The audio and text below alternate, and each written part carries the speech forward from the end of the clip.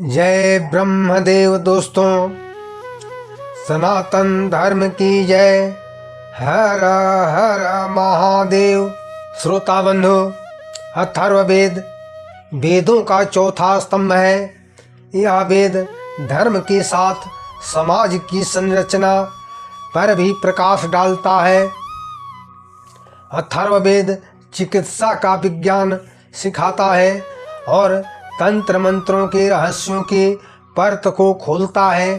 इस वेद में जड़ी बूटी की शक्ति के साथ शब्दों की ऊर्जा भी है। इसमें एक मंत्र बुखार उतार देता है, वही दूसरा मंत्र शांति दिलाता है।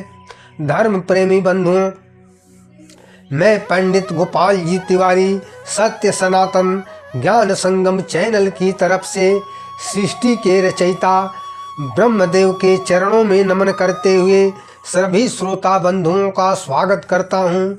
चैनल का उद्देश्य सभी सनातनी भाइयों को वेद पुराण की धार्मिक कथाओं के माध्यम से हिंदुत्व के रंग में रंगना है।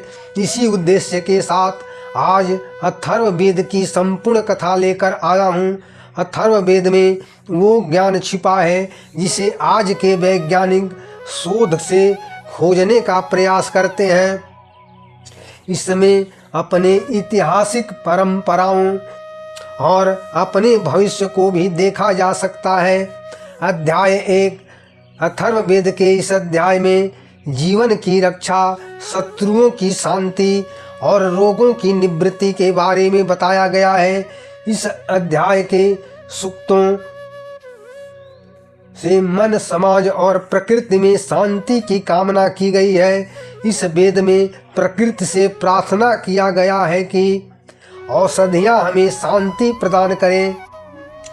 इन औषधियों से रोग निवारण के साथ मानसिक संतुलन और आध्यात्मिक शुद्धता आती है। इस अध्याय में कई सूक्त ऐसे हैं जो रोगों के निवारण में प्रयोग होते हैं। उस समय रोगों को भौतिक, मानसिक और दैविक 3 श्रेणी में बांटा गया था।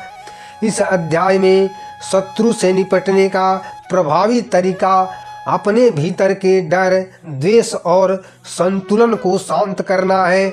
मंत्रों में मित्रता को स्थापित करने के लिए देवताओं से निवेदन किया गया है। इस अध्याय में बताया गया है कि समाज तभी टिकेगा जब मन एक होगा। इसमें बताया गया है कि जीवन भौतिक के साथ आध्यात्मिक, मानसिक और सामाजिक समरसता का नाम है। ऋषियों ने इन सूक्तों के शब्दों के पीछे छुपे विज्ञान और दर्शन के बेहद सरल और प्रभावी शैली में व्यक्त किया है। अध्याय 2 इस अध्याय में ऋषि आत्मविश्वास, भय मुक्ति, विरोधियों पर नियंत्रण और जीवन के अनजाने संकटों से बचाव के लिए विविध मंत्रों की रचना करते हैं। इसमें चेतना के जागरण के साथ शब्दों के सही दिशा में प्रयोग मनुष्य के परिस्थितियों को बदल देता है। इन मंत्रों का प्रमुख उद्देश्य निग्रह और प्रत्यारोपण करना है। यह मंत्र बाहरी शत्रु से बचाव के साथ अंतर आत्मा में चलने वाले द्वंद्व से बचाव भी करता है। इसमें ऋषि कहते हैं कि तुम मेरा बल बनो, तुम मेरा प्राण बनो। यह आग्रह ईश्वर या चेतना से मंत्रों के माध्यम से है कि मनुष्य को इतना सामर्थ्य बनाए कि वह स्वयं की कमजोरी पर विजय पाए। इस वेद के कई मंत्रों में तंत्र और यंत्र की छाया स्पष्ट होती है। कई मंत्रों में बांधने, अभिमंत्रित करने और वशीकरण की बातें आती हैं। जब व्यक्ति के पास औजार सीमित थे तब उसका हथियार उसकी वाणी, उसका संकल्प और उसकी आस्था ही था। शत्रु कोई बाहरी व्यक्ति नहीं होता। मंत्र आत्म शत्रु की बात करते हैं, जैसे क्रोध, लोभ, भय और भ्रम। ऋषियों ने इन्हें भी वश में करने के लिए मंत्रों की रचना की, जिससे आत्म संयम और आत्मनियंत्रण अथर्ववेद की मूल चेतना है। अथर्ववेद के एक मंत्र में स्त्री को शक्तिशाली, सहयोगी के रूप में बताया गया है, जिससे समाज की संरचना और संतुलन बनता है।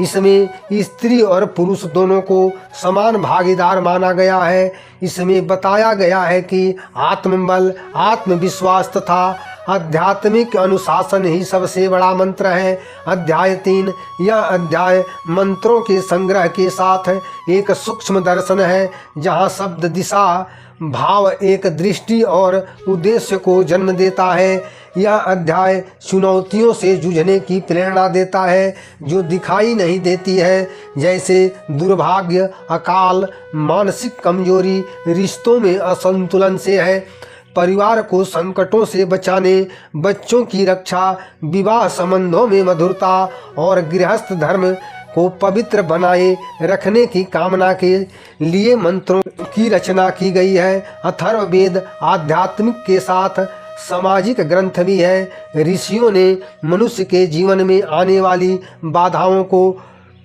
कर्म या भाग्य के परिणाम के साथ उन्हें मिटाने के लिए मंत्रों को बनाया।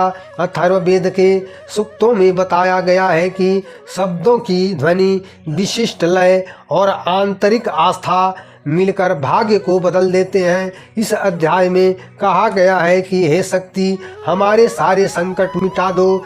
यह विनती के साथ आत्मविश्वास की झलक है, जहाँ मनुष्य अपने मार्ग का निर्माता है, डर का नहीं। एक मंत्र में बताया गया है कि स्त्री में स्नेह, समर्पण और तेज बना रहे तथा पुरुष में धैर्य, वीरता और विवेक स्थिर रहे। इस अध्याय में भूत प्रेत बाधा और दुर्गंध के प्रतीकों के माध्यम से मानसिक विकृति को ऋषियों ने तंत्र के माध्यम से बाहर निकालने के प्रयास के साथ विशिष्ट मंत्रों द्वारा आत्मबल को बढ़ाकर उस नकारात्मकता को निष्क्रिय करने की कोशिश की है। यह अध्याय प्रकृति की शक्तियों के साथ तालमेल की बात करता है, जैसे वायु, सूर्य, जल, पृथ्वी सबको सहयोगी के रूप में आमंत्रित किया गया है। अध्याय 4। इस अध्याय में बताया गया है कि वैदिक ऋषि जीवन को भाग्य या भगवान के साथ अपने शब्दों, विचारों और कर्मों के जरिए परिस्थितियों को बदलने में विश्वास करते थे। इस अध्याय में रक्षा कवच की भावना को दर्शाया गया है। इस अध्याय में सूक्त शत्रु के षड्यंत्र, उसकी बुरी नज़र, अदृश्य शक्तियों से रक्षा की कामना करते हैं। ये रक्षा बाहरी अस्त्र शस्त्र के बजाय आत्मशक्ति, विश्वास और मंत्रों की ध्वनि से होता है। ऋषि बताते हैं कि जब मन स्थिर हो, वाणी जागृत हो, तब कोई भी नकारात्मक शक्ति व्यक्ति को छू नहीं सकती है। इस अध्याय में वर्णन आया है कि मैं तुझे उस ब्रह्म शक्ति से सुरक्षित करता हूँ जो सर्वव्यापक है। यह शारीरिक रक्षा के साथ आत्मा की रक्षा की बात करता है। यह कवच विचार को कमजोर नहीं होने देता, यह व्यक्ति को भय से ऊपर उठाकर साहस के साथ खड़ा करता है। इसमें मंत्रों द्वारा परिवार, संतान और पशु पक्षियों की भी रक्षा की प्रार्थना करता है। ये वैदिक विचार आज के उस आधुनिक युग को चुनौती देता है जो प्रगति के नाम पर जीवन की विविधता को अनदेखा कर दिया है। इस अध्याय में आकर्षण और वशीकरण वाले मंत्र भी आते हैं, जिसके द्वारा अपनी ऊर्जा को इतना समृद्ध बनाना है कि दूसरा स्वयं आकर्षित हो जाए। इस अध्याय में स्त्री के शील, तेज और सौंदर्य की प्रशंसा किया गया है। स्त्री विचार और शक्ति की अभिव्यक्ति है। यह अध्याय बताता है कि अगर हम भीतर से सुरक्षित हैं तो बाहरी संकट कुछ नहीं कर पाएंगे। आपका मन निर्भय और चेतना जागृत है तो कोई भी ताकत हमें डिगा नहीं सकती। अध्याय 5। इस अध्याय में शब्दों की शक्ति और आशीर्वाद की ताकत उभर कर सामने आती है। यह अध्याय वाणी के वरदान को प्रदर्शित करता है, जहाँ मंत्र रक्षक और साधक के साथ रचनात्मक शक्ति के रूप में प्रकट होते हैं। जहाँ जो बोला जाता है वह सुनने के साथ सृजन करता है। संवेदना फैलाता है और संकल्प को आकार देता है। इस अध्याय के कई सूक्त जीवन के उत्कर्ष के लिए बोले गए हैं। ऋषि देवताओं और तत्वों से प्रार्थना करते हैं कि मनुष्य को दीर्घ आयु, स्वास्थ्य, सौभाग्य और यश प्राप्त हो। ये मंत्र भाग्य भरोसे बैठने की बात नहीं करते बल्कि जागृत इच्छा शक्ति को जगाने की प्रेरणा देते हैं। इस अध्याय में विवाह, संतान और गृहस्थ जीवन के लिए मंगल सूक्त मिलते हैं। विवाह केवल दो शरीरों का नहीं, दो आत्माओं का संगम माना गया है। यहाँ मंत्रों के माध्यम से कामना की जाती है कि पति पत्नी के विचार एक हों, उनकी संतानें उज्जवल हो और उनका जीवन सामाजिक रूप से आदर्श बने। यह वैदिक रीति के आदर्श को बताता है, जहाँ वैवाहिक जीवन व्यक्तिगत सुख के साथ समाज की स्थिरता का आधार माना गया है। सूक्त बताते हैं कि वाणी अगर संयम और सच्ची हो तो जीवन में चमत्कार कर सकती है। एक मंत्र के अनुसार वाणी मेरे लिए प्रिय देवता बन जाए। यह भावना भाषा के प्रति श्रद्धा के साथ चेतावनी देती है कि असत्य, कठोर और नकारात्मक वाणी से जीवन की ऊर्जा क्षीण हो जाती है। इस अध्याय के अनुसार बोलना भी एक योग है और शब्द यदि शुद्ध हों तो यज्ञ बन जाते हैं। इस अध्याय में वरदान और श्राप दोनों का उल्लेख आता है। अथर्ववेद में श्राप का उद्देश्य विनाश नहीं सुधार होता है और वरदान का उद्देश्य भौतिक सुख के साथ आत्मिक प्रगति भी है। इसमें बताया गया है कि इंसानी जीवन में कभी कटुता और कठिनाइयाँ आती हैं, पर सही वाणी और संकल्प से उसे परिवर्तित किया जा सकता है। इस अध्याय में ऋषियों ने पृथ्वी, सूर्य, अग्नि और वायु से संवाद किया है। वो तत्व से मनुष्य के जीवन में स्थिरता, स्पष्टता और शक्ति का संचार करते हैं। यह संवाद भक्ति के साथ विज्ञान भी है, एक ऐसी चेतना जो प्रकृति के साथ समरसता में जीना चाहती है, उसे जीतना नहीं। अध्याय 6। यह अध्याय वैदिक चिंतन की पराकाष्ठा है, जहाँ मंत्र शब्द नहीं जीवन के सूत्र बन जाते हैं। यह अध्याय संपूर्णता की बात करता है। इसमें कहा गया है कि जब तुमने जीवन के हर पहलू को समझ लिया है तो उसे आत्मसात करो, उसे जियो। इस अध्याय में आत्मबल, दृढ़ इच्छा, आध्यात्मिक विकास और दिव्यता के प्रतीकों की गूंज सुनाई देती है। मंत्रों में बार बार एकत्व की भावना को दोहराया गया है। तुम और ब्रह्म, तुम और प्रकृति, तुम और संपूर्ण सृष्टि सब एक ही ऊर्जा के रूप है।